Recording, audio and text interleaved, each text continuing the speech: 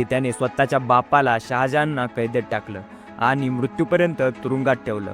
स्वतःचा भाऊ दारा शिकोला ठार मारून त्याचं दड शहरभर फिरवलं. हिंदूंवर जिझिया कर लादला, हजारो मंदिरे उद्ध्वस्त केली आणि धर्मांतराच्या अतिरेकामुळे प्रचंड अत्याचार केले. एवढंच नव्हे तर आपल्या शंभूराजांना हाल हाल करून मारले. औरंगजेबाने छत्रपती संभाजी महाराजांना कैद केल्यानंतर त्यांच्यावर अमानुष अत्याचार करूनही ते झुकले नाहीत.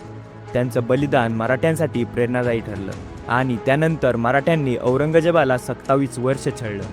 औरंगजेब जो संपूर्ण हिंदुस्थान जिंकण्याचं स्वप्न पाहत होता तो शेवटी महाराष्ट्रातच अडकून पडला. मराठ्यांच्या सततच्या हल्ल्यामुळे तो इतका थकला की अखेर त्याचा मृत्यूही महाराष्ट्रातच झाला.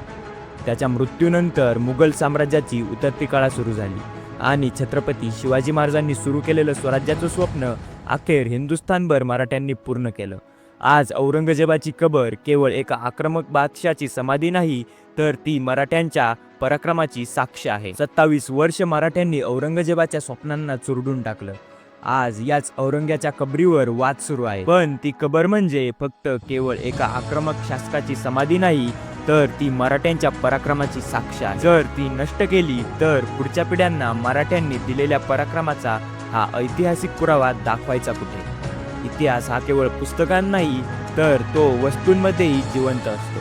हीच कबर पुढच्या अनेक पिढ्यांना आठवण करून देत राहील की औरंगजेबासारख्या बलाढ्य मुघल बादशाचा अंत शेवटी मराठ्यांच्या भूमीत झाला आणि हा इतिहास जपण्यासाठी या कबरीचं राजकारण थांबवणं प्रत्येक शिवभक्ताची जबाबदारी आहे. म्हणूनच या व्हिडिओला जास्तीत जास्त शेअर करा आणि व्हिडिओ आवडला असेल तर लाईक करा, शेअर करा आणि आपल्या चॅनलला सबस्क्राईब करा.